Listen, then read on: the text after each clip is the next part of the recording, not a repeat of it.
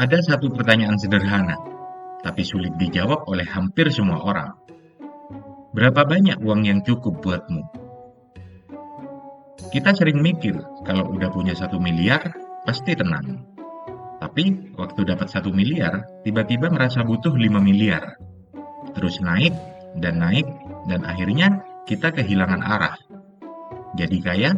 Iya. Tapi puas? Belum tentu.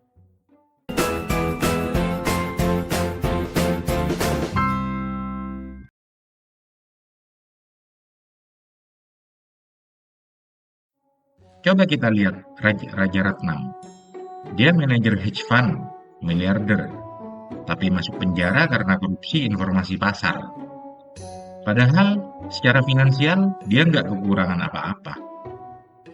Atau ada juga Bernie Madoff, pelaku skema Ponzi terbesar dalam sejarah.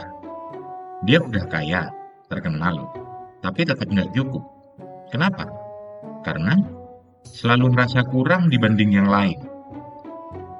Morgan Housel bilang, kamu bisa punya segalanya, tapi kalau kamu nggak pernah merasa cukup, kamu tetap akan kehilangan segalanya. Masalah dari nggak pernah cukup adalah kita terus ngejar sesuatu tanpa ngerti risiko yang datang bersamanya.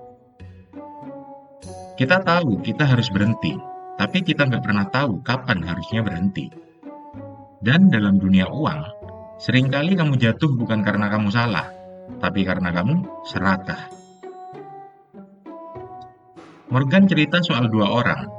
Cerita yang pertama adalah seorang bernama Ronald Read, tukang kebersihan dan montir. Hidup sederhana, hemat, gak neko-neko. Pas meninggal, dia tinggalkan warisan lebih dari 8 juta US dollar. Cerita kedua datang dari Richard Fuscon, mantan eksekutif Merrill Lynch. Rumah mewah, gaya hidup mewah, tapi akhirnya bangkrut. Kenapa bisa berbeda? Karena Ronald tahu kapan harus merasa cukup, sementara Richard tidak. Cukup itu bukan berarti kamu nggak ambisius, bukan berarti kamu malas berusaha, tapi berarti kamu harus sadar bahwa hidup nggak harus dimenangkan dengan membandingkan kekayaan. Punya target itu perlu, tapi kalau targetnya terus bergerak naik tiap kamu berhasil, ya kamu bakal capek sendiri. Uang itu penting, tapi kalau kamu nggak bisa bilang cukup, uang sebesar apapun nggak akan pernah bikin kamu bahagia. Kita perlu belajar dari orang-orang yang hidupnya mungkin sederhana, tapi bisa hidup tenang, damai, dan penuh rasa syukur.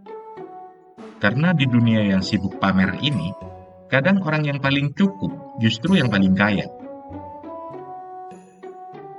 Dan, seperti biasa, simpan ilmunya di saku, sebarkan manfaatnya kemana-mana.